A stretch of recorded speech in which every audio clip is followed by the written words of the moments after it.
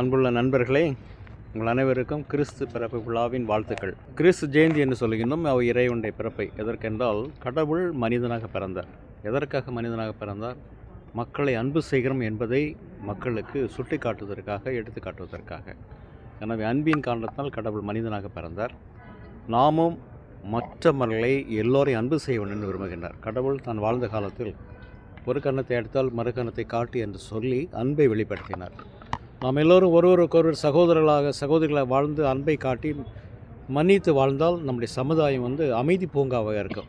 எந்த சச்சரவுகளும் கலாட்டாலும் போராட்டங்களும் பாகப்பிரிவுகளும் வராது. எனவே இந்த இறைவன் நமக்காக பிறந்துள்ளார். எல்லோரும் அமைதியாக ஒரே குடும்பமாக வாழ்வோம்.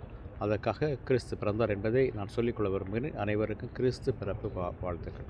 வழிபாடு திருப்பலின்னு சொல்கிறோம். வழிபாடு நடத்துகிறோம். எல்லா மக்களுக்காக, நம்ம இங்கே டிஸ்ட்ரிக்டுக்கு எல்லா மக்களுக்காக வேண்டினோம். எல்லோரும் நல்ல நலம் பெற்று ஒற்றுமையாக அமைதியாக இருக்குன்னு சொல்லி நாங்கள் வேண்டி எங்களுடைய திருப்பலியை ஒப்புக் கொடுத்தோம்.